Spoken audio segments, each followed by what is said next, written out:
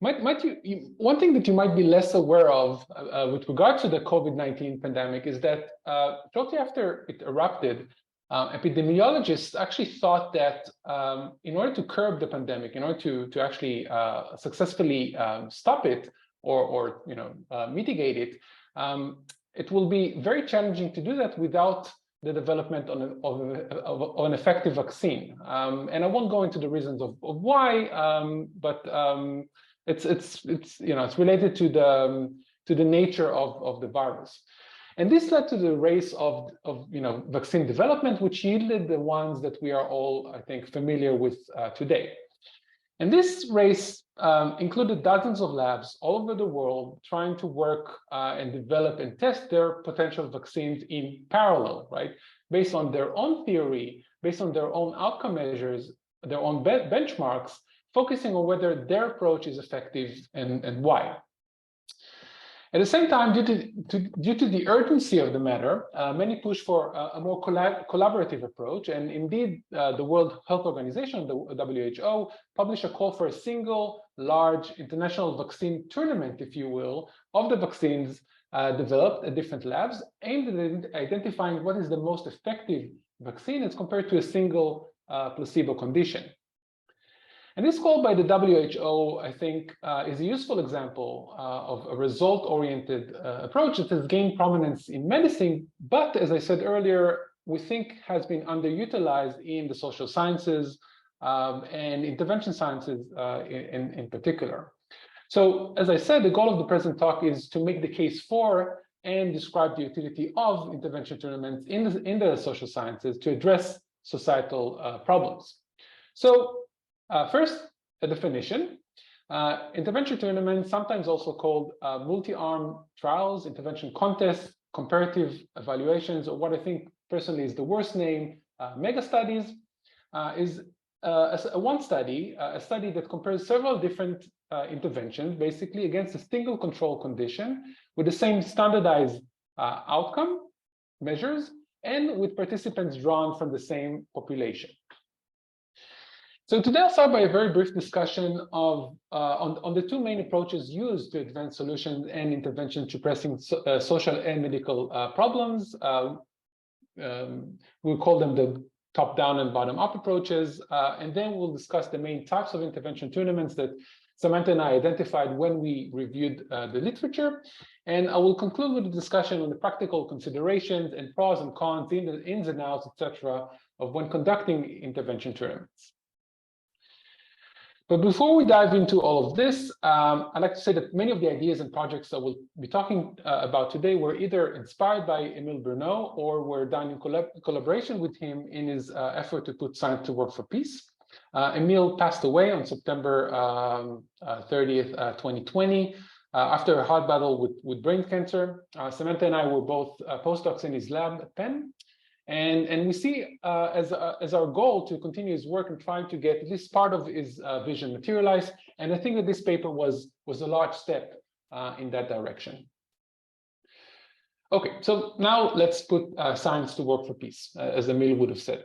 And there are arguably two types of ways or approaches for doing that, right?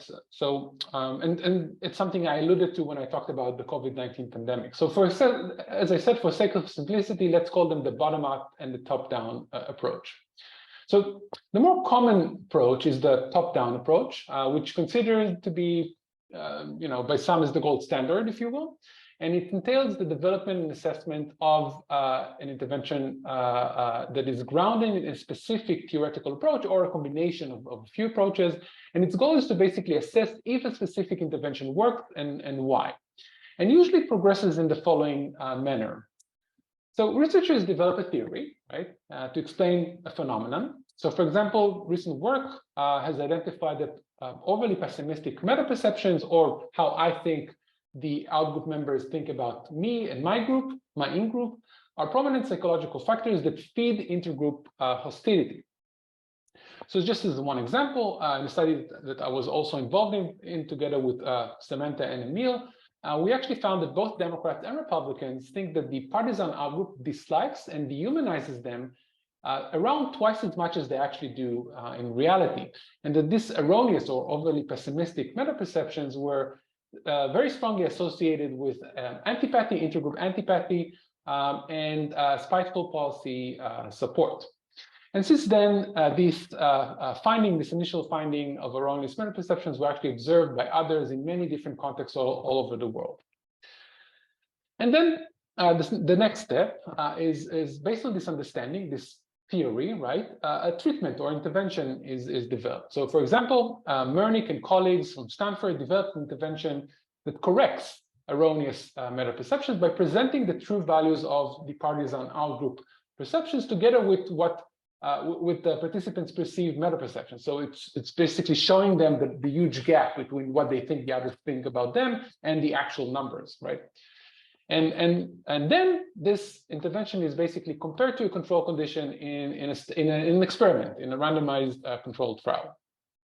And just to continue the example from earlier, Mernick and colleagues found that their intervention actually reduced levels of support for partisan violence and willingness to engage in violence. And the effectiveness of the intervention was also replicated by others in various other contexts around the world, including, for example, the Israeli-Palestinian conflict.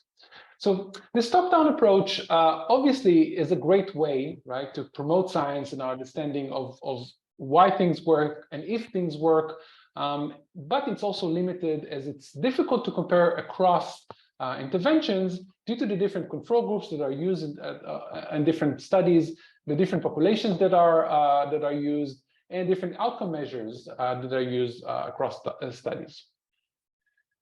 So the bottom-up approach is a result-oriented approach and focuses on finding a solution to a problem by identifying what works best.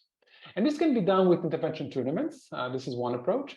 And because the goal is to identify a successful intervention, establishing the mechanisms through which the intervention was successful is actually secondary to this main goal of finding what works best. And we argue that there are several benefits to this intervention tournament approach. First, it's efficient and cost-effective. Two, it standardizes population and outcome measures, which allows us to compare across studies and compare interventions, to compare interventions. And three, it can serve as a stepping stone in designing personalized interventions. And we will discuss these and others issues more in depth later on in this talk.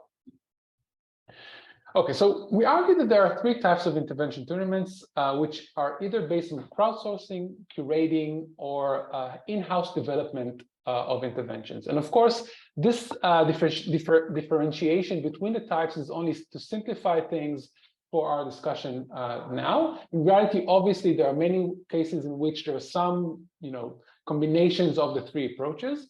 But for now, I think that it's helpful to think about each type separately. So now let's talk briefly about each one. So crowdsourced intervention tournaments are perhaps the most promising type, at least the one that has been used the most so far. So in such a tournament, the organizers call on scientists, practitioners, media experts, et cetera, to basically submit intervention ideas or actual interventions to be assessed within a single study, within a single context. So for example, you might have encountered this work by Kathy Milkman and colleagues, an intervention tournament that they did, or in their jargon, basically, by the way, it's mega studies, which again, I don't think it's a very good idea, and we can talk about why. Trying to find, and so in their mega study, they try to find the most effective way to get people to exercise, to go to the gym and get some physical exercise. It was published in Nature last year. And so they got 30 researchers to submit 54 different interventions encouraging exercise. And the most effective intervention, by the way, was offering micro rewards for returning to the gym after a mixed workout. So if you want to, use that on yourself. Interestingly, and something that we see again and again in this type of research, when they ask judges to try to predict which intervention will be the most effective, they actually failed miserably, which I think underscores the importance of running these intervention tournaments and not, just rely on intuition. Curated intervention tournaments have gained increased attention mostly through the work by Emile Bruno and colleagues, and including some papers that I published using this approach. Here, the researchers curate interventions that were basically already out there. They were already created, and in most cases, they were created by practitioners, people who are actually in the field trying to, create social change. And the researchers that run the intervention tournaments or others that they consult with believe that these interventions may have the potential to mitigate a certain problem. And so these interventions were created based on the practitioner's intuition in most cases, and in most cases were never tested empirically, at least not in a very rigorous way. So just as one example, Emile and colleagues in 2018 identified videos that they thought address the tendency of non-Muslims to collectively blame all Muslims for the actions of individual Muslim extremists. And Emile and colleagues, as I said, curated different videos and speculated about the processes by which any given video may have been effective. And you can see the list here. I hope that you can read it. And you can see that on the list, there are some videos that challenge perceived homogeneity of Muslims. Others provided counter-stereotypical information. Others challenged meta-perceptions, et cetera, et cetera. So each video had a supposed or potential underlying psychological mechanism. And all these videos were around between 2 to 4 minutes long. Eventually, what they found was that a 2-minute video that showed an interview with a Muslim American woman highlighting the hypocrisy, basically, in the tendency of non-Muslim Americans to blame all Muslims for the actions of radical individual Muslims, committing terror attacks, but not do the same when it comes to Christians and extremism done by individual Christians. And so they found that this video was the most effective in reducing this tendency to collectively blame Muslims, and also correspondingly hostility towards Muslims and dehumanization of Muslims. And again, judges failed miserably to predict which of the videos will be the most effective. And by the way, based on this original video that was tested, Emile and colleagues actually created a conceptually similar intervention highlighting hypocrisy that was found to be even more effective. But I won't have time to go into that in more depth. But I'm happy to elaborate about it later. Okay. And so the final type of intervention tournaments that we identified is what we termed in-house developed intervention tournaments. And we think that these have somewhat of a different goal, usually, not always. In many cases, but again, not always, the interventions in this approach are based on a single theory or approach. And the goal is actually to find the most effective iteration or version of this intervention. And this can be done by changing media style, delivery techniques, optimal dose, et cetera, right? So just like tweaking different things, small things in intervention to try to find the most effective version of it. So again, it's one example. In a study that we conducted in Colombia, this was in collaboration with a Colombian researcher called Andres Casas, Emile, and Noor Ktaili from Northwestern. We created 10 different video interventions aimed at promoting more conciliatory views of FARC ex-combatants among non-FARC Colombians, basically trying to promote peaceful reintegration of FARC ex-combatants in the Colombian society now after the peace agreement was signed in Colombia. And so all these videos were created by us, the researchers, in collaboration with a local filmmaker, and were based on the same source materials, interviews that we conducted with FARC ex-combatants and their non-FARC Colombian neighbors in a rural demobilization camp somewhere in Colombia. And so the core of all of these videos, the core of all this source material was basically our attempt to highlight evidence that there's a successful coexistence between these demobilized FARC ex-combatants and their local neighbors. And so the main variation between the videos was the interviewees. So whether we just showed ex-combatants non-FARC Colombians, or both, and the order of their appearance. So either starting with ex-combatants and then showing non-FARC Colombians, or vice versa. And if you want to ask more about this study or watch the short video that we created, I'm happy to show that later. Okay, so as I said, eventually we had 10 different videos, 10 different iterations of this original, or that were based on the same source materials. And while most videos were relatively effective, especially in the assessment that was immediately after the exposure, we found actually one video to be especially effective and especially robust, the video that showed first the interviewees with FARC ex-combatants, which were then followed by interviews with the non-FARC individuals. So, just some graphs. So as we see here, compared to the control condition, which you can see in black with individual responses in gray, the video that you can see in green with individual responses in light green significantly decrease adherence to the belief that FARC ex-combatants are unwilling and unable to change, which is a very prominent belief in Colombia, but also in other conflictual contexts. It significantly decreased dehumanization of FARC, and it significantly decreased support for the peace process and support for different policies that can help FARC ex-combatants peacefully reintegrate in the Colombian society. Importantly, all of these effects persisted when we got back to the same participants after approximately 10 to 12 weeks, while most of the effects of all other videos that you don't see here in these graphs, but all these effects that we actually found in the assessment that was immediately after exposure actually subsided after this period of time, after these 10 to 12 weeks.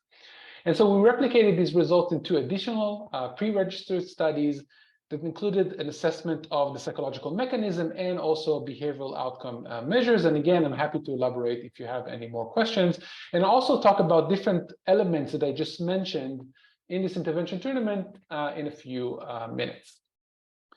Okay, so now that we know what intervention tournaments are, let's discuss some important considerations in their design and implementation, the ins and outs, benefits and pros and cons, etc.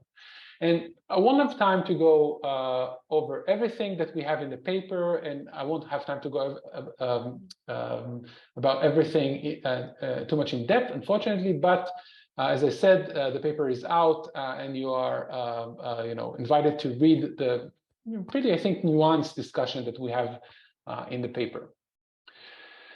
So I think that the first question that we want to ask ourselves before running intervention tournament is whether we should, whether it's viable, right? Like whether the intervention tournament will provide us something that other approaches will not.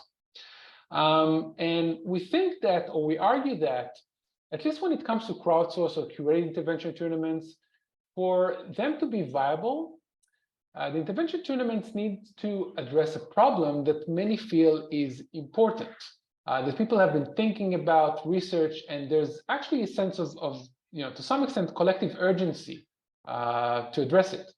And this also means that potentially there are interventions to choose from, right? So different people try different things, tested them in their labs using their own benchmarks, outcome measures, etc. So we can, have different approaches that we can choose from in order to run our intervention tournament and find what is the most effective approach.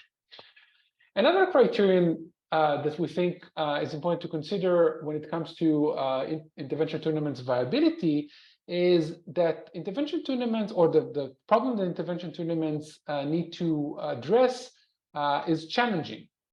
And challenging problems necessitate diverse contributions which can be crowdsourced or curated, and out-of-the-box thinking that can address the problem at hand from multiple angles, right?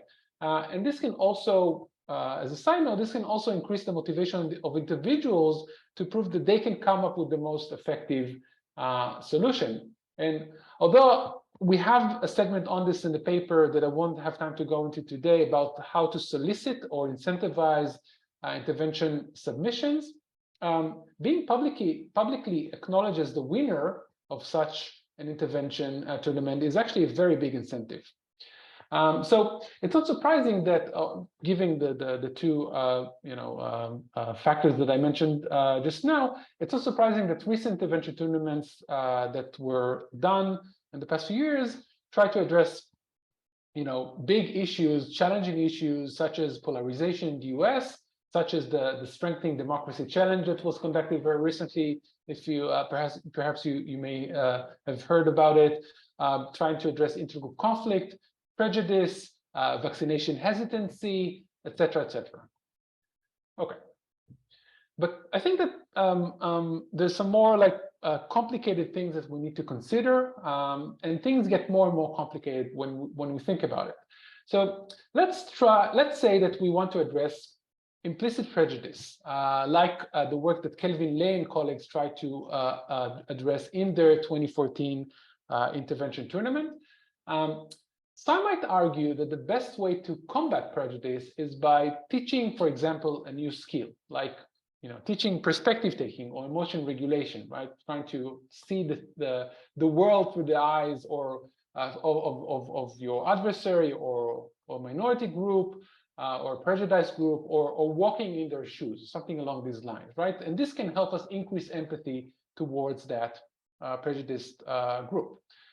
Others might argue that in order to reduce prejudice, what you should do is actually provide information that negates individuals' negative views of their prejudiced outgroup by, for example, facilitating a form of intergroup contact, right? So getting people to meet and learn about each other, and this can help us reduce prejudice, etc., right? There are different approaches, there are different interventions that people think are the most effective.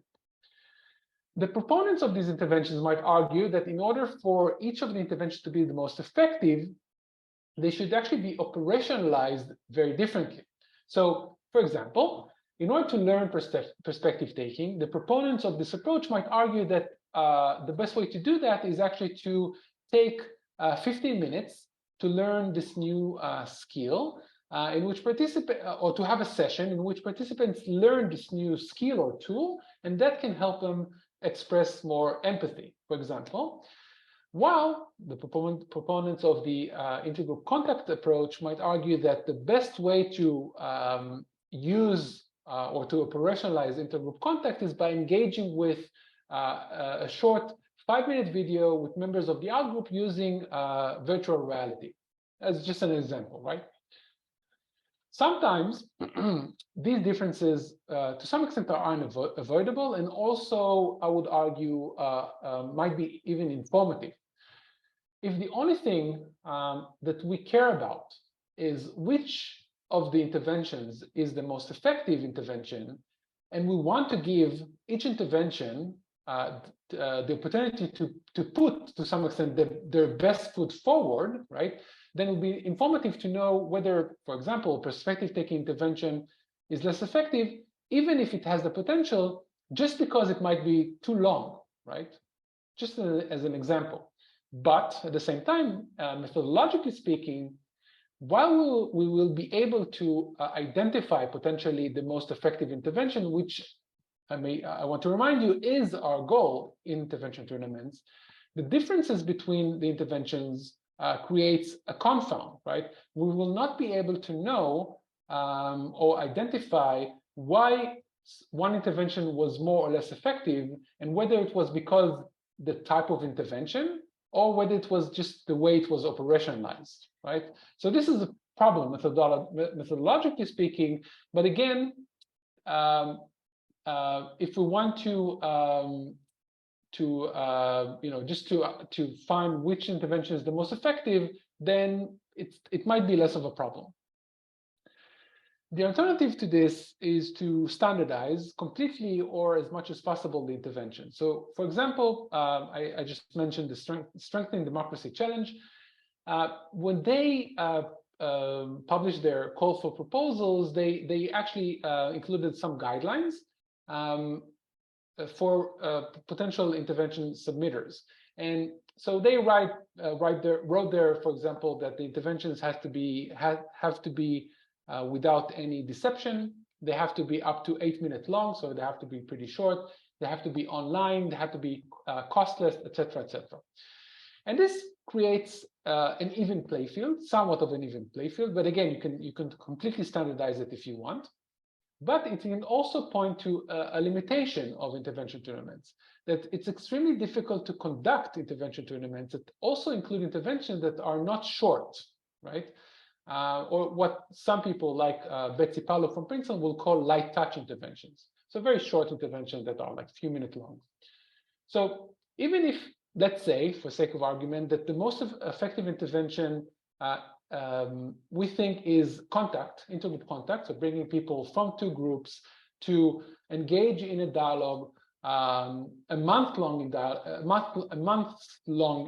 dialogue, whether in person or virtually.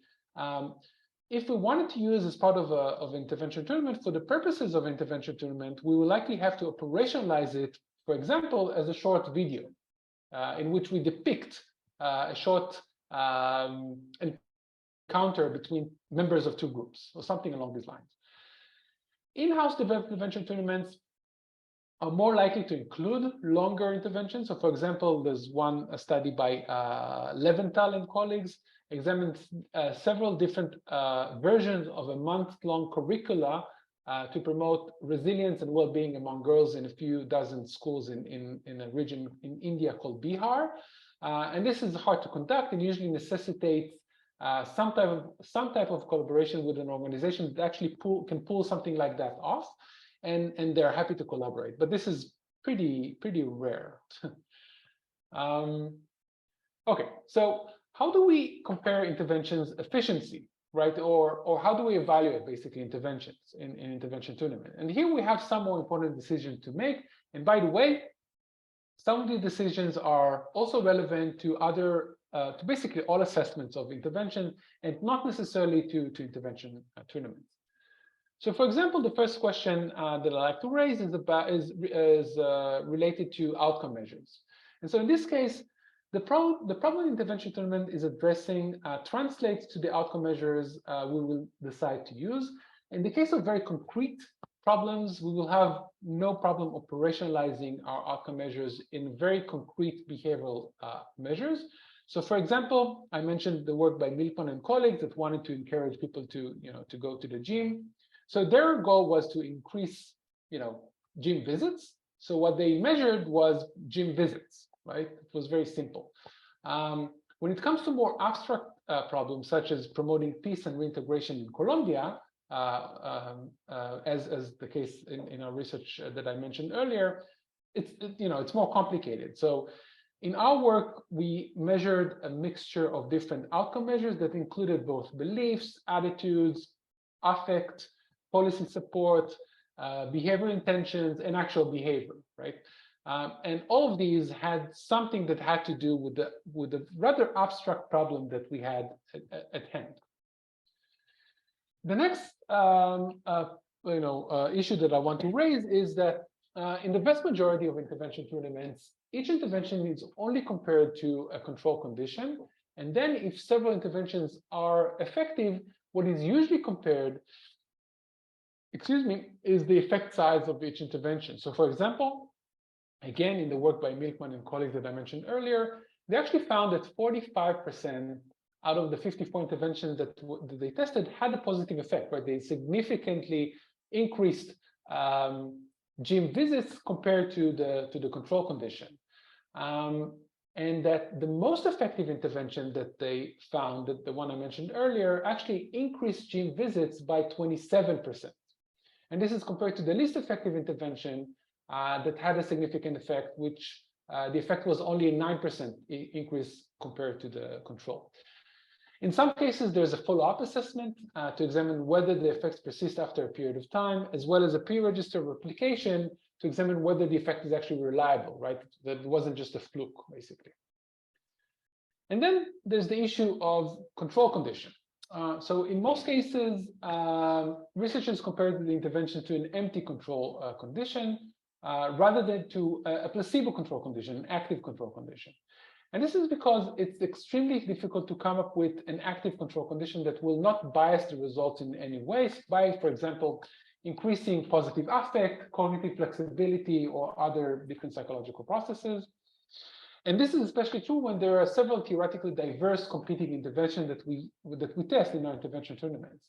And this is some negative consequences. Of course, the empty control can increase awareness of the participants that they are in the control, which can bias our results. It can also increase selection bias, right? So people can selectively decide whether they want to continue taking part in the study, and this can be different between or across conditions.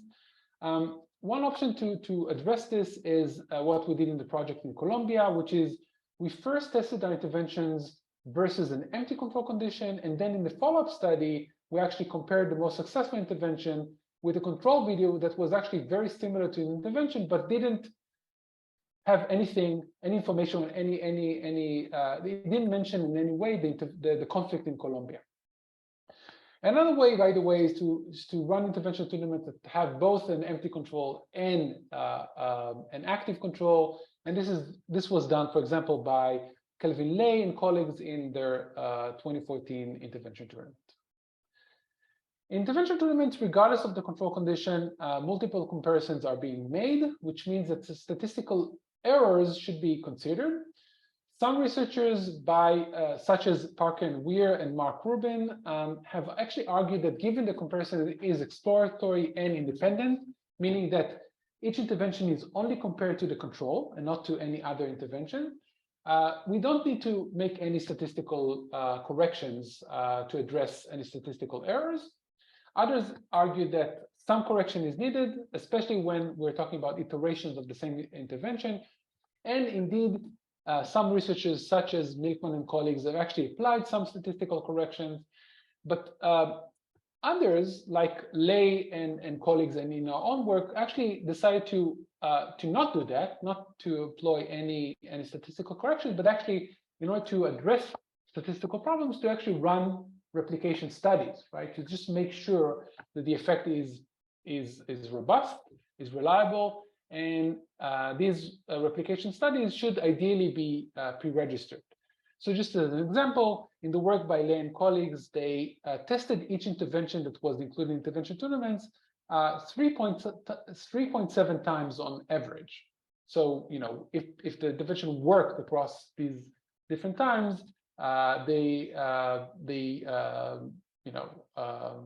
would be able to gather whether the intervention is reliable or not.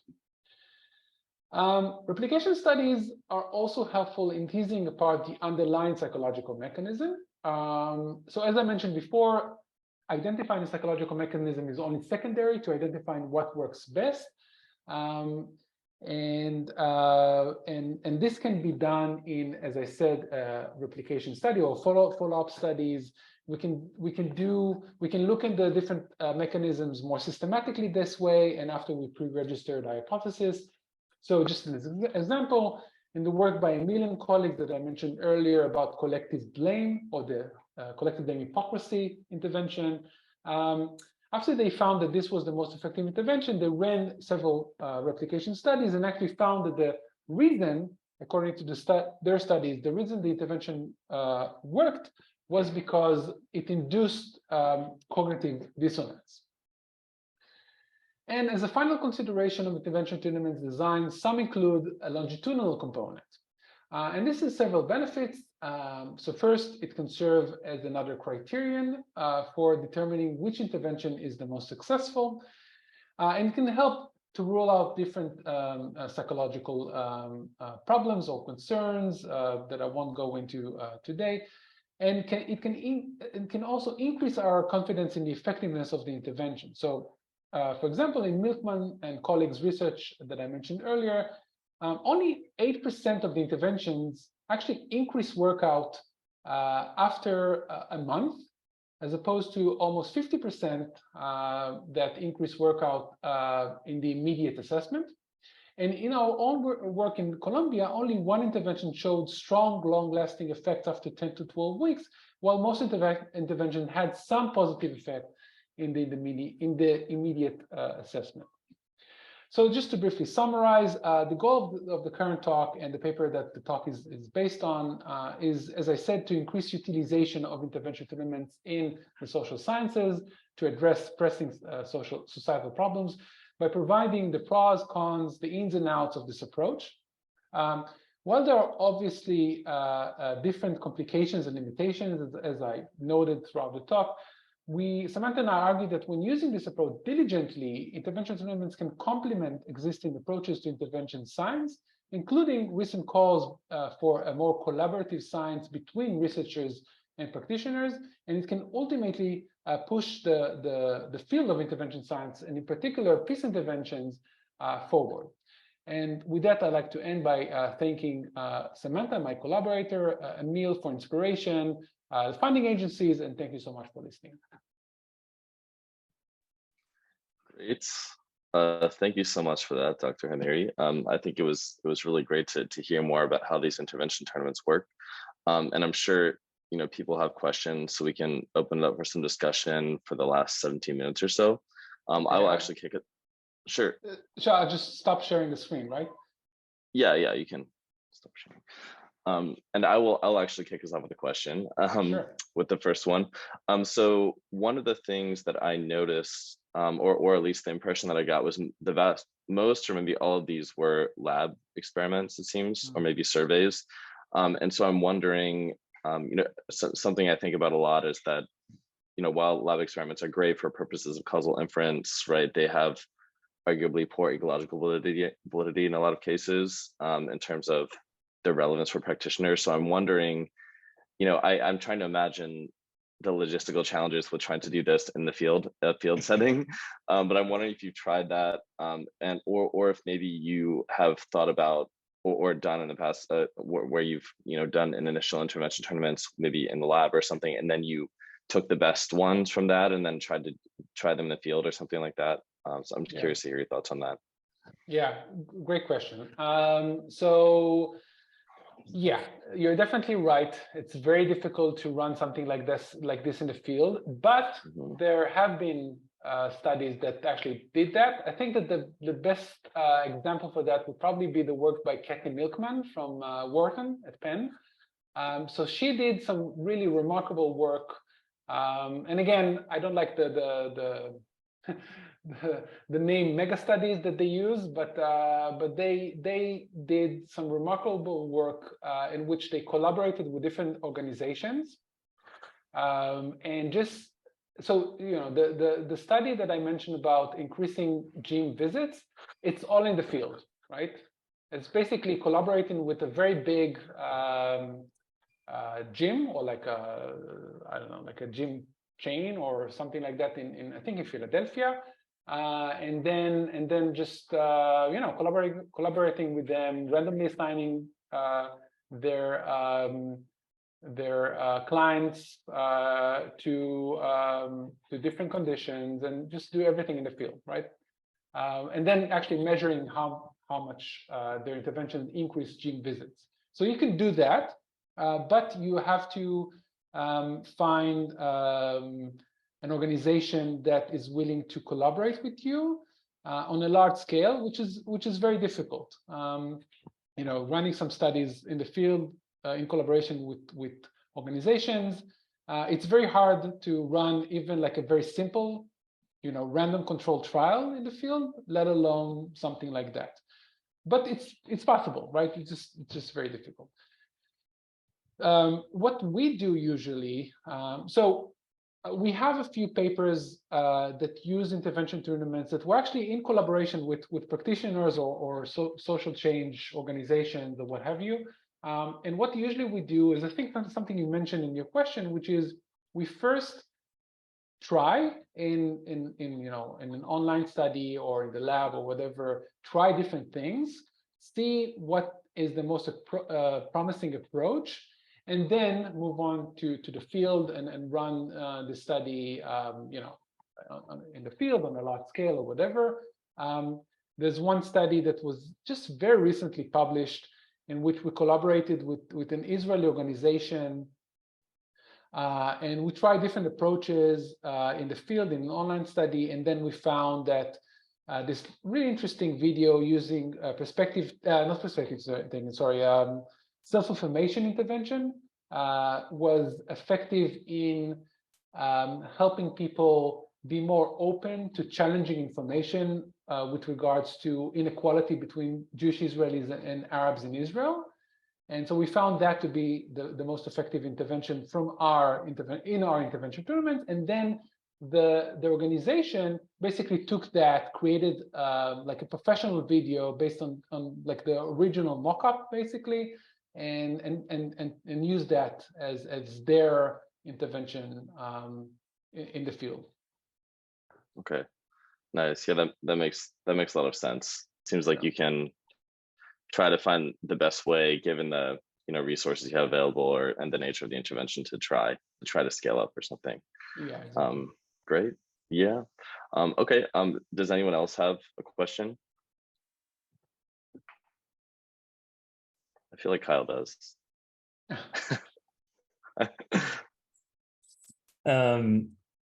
Yeah, so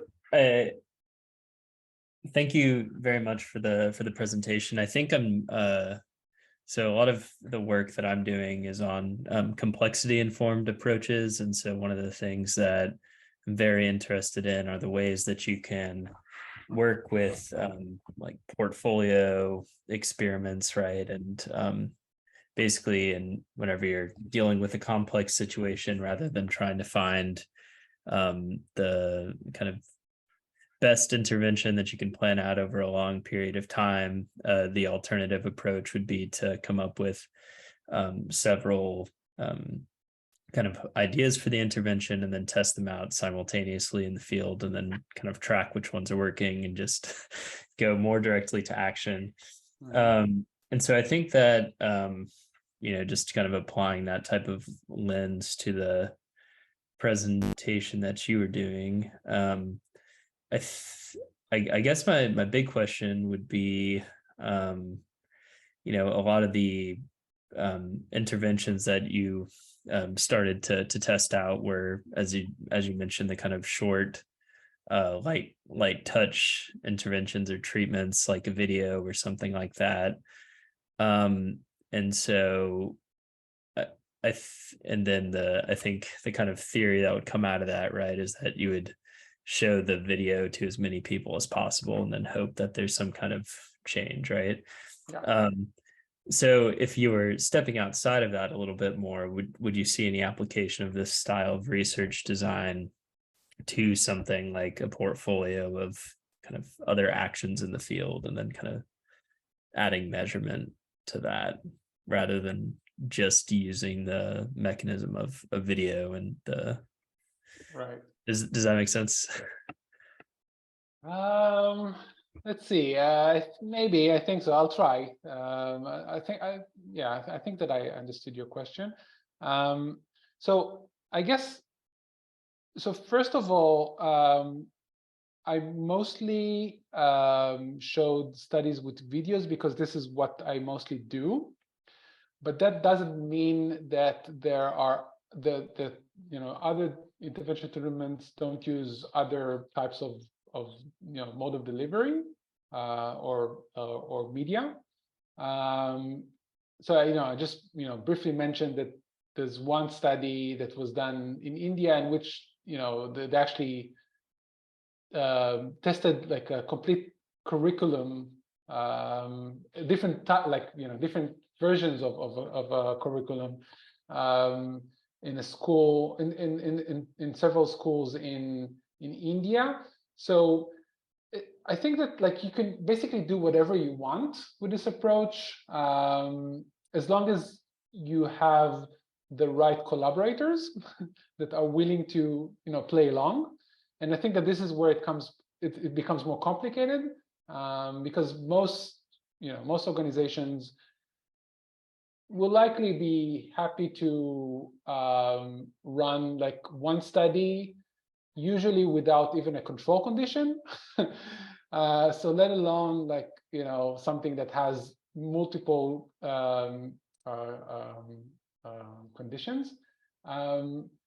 so yeah, so I think that it's possible to do that, but it's really complicated. And then another thing that I didn't really mention today, but I think that might be relevant to your question, and I think it's it's pretty important to note, is that one thing that we also try to do more in my recent work using intervention tournaments with Shira, my PhD student that Mike met, is trying to use intervention tournaments in order to, and I briefly mentioned that, in order to provide, like, to be a stepping stone to personalized interventions, right? So one thing that you can do using intervention tournaments is that you can see whether one intervention is more effective for some people, while other interventions are more effective for different people, right? And then I think that it gets more complicated, right? And you can use multiple interventions, trying to tailor some intervention to some people, or to use some interventions during a specific period of time, but not at a different period of time. So I think that you can take into account also that to gain more, like, a more complex understanding of the effectiveness of interventions. So yeah, I'm not entirely sure if I answered your question, but I hope that I did somewhat gave somewhat of an answer. Yeah. No, I think that's helpful, and yeah, it's nice to think about the personalization aspect and how that might be a way to kind of get a broad study. Then I guess I mean, have you found that most of the interest in just this overall type of research design is I mean, is it coming more from practitioners, or is it a kind of funding support? Or because I feel like that's kind of a major influence on this whole thread, right? Is like kind of justifying where resources get to go. Yeah. Is that yeah. Is that kind of a correct interpretation of it a bit? Yeah, so I think that there's a lot of interest from practitioners in that type of approach. Many of the studies that I mentioned started in a collaboration with some organization, either the US or in Israel. And they are, if they have the funding, they're happy to provide the funding to do something like that. But getting support from the more classic granting agencies is actually more difficult because it's, to some extent, intervention tournaments is a theory agnostic approach, and it's very hard for grant agencies to swallow that. So it becomes really tricky. It's also a problem, by the way, publishing papers with this approach, because you need to somehow do two things in the same time, right? So like use like a bottom-up approach that the results basically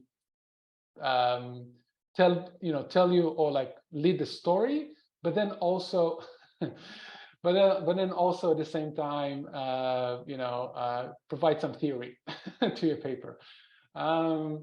Yeah, so I mean, that definitely true, but I mean, bottom line for me, papers are great, but I think that the collaboration with actual practitioners, people who are actually trying to do the work on the ground, is equally, if not more important. Then I think, and they are very keen on using this approach. Then I think that's important. Great. Thank you. Great. Yeah, I think that's a good question, Kyle, and I think it's closely intertwined with the kind of lab versus field question, right? Where, because the tricky part with this is that once you get yourself out into the field, it's hard to have control over random assignment to interventions and rule out, or exclude just other potential influences on your outcomes, which is, just the whole gets a lot more complicated. But yeah, I think kind of limitations of both sides there. Do we have any? So we have 4 questions up. I don't know. Does anyone else have another question?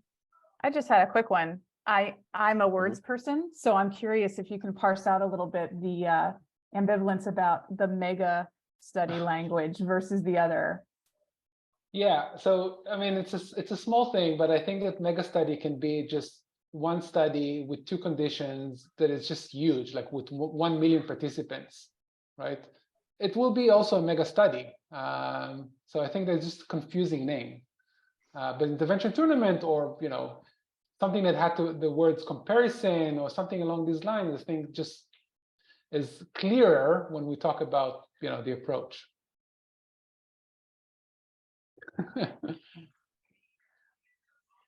I have one more actually. It goes back to the question about the mechanisms, identifying the mechanism that through which an effect is happening.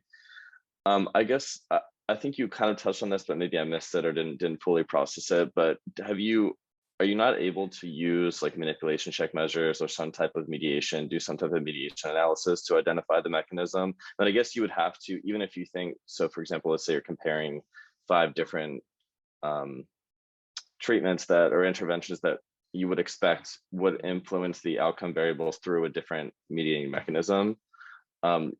I wonder, I guess you would have to, if you want to compare those, I guess you would have to then ask the same manipulation check measures to all of the treatment groups, or the same, take the same measures for whatever the mediator is, for example, and then you would have to then also compare all those. It would be, I guess, kind of computationally a pain, but have you done that, or like, is that feasible?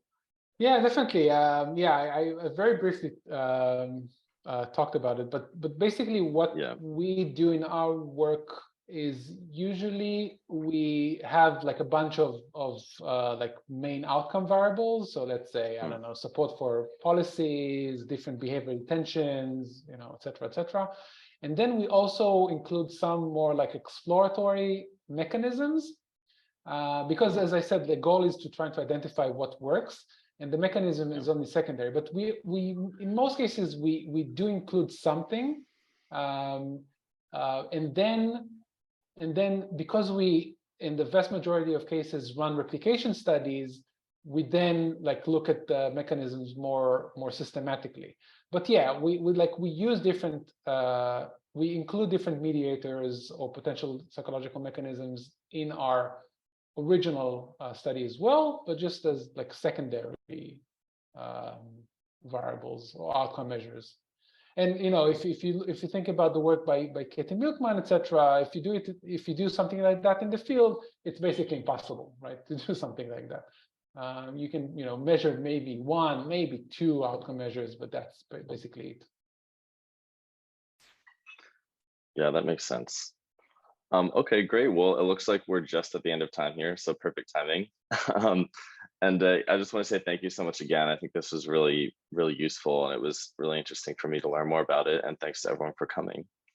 And so I'll have the recording of this available, and we're finding a place to post those online. So I'm happy to share that with you if you want to have it, for other people who are interested in the intervention tournaments.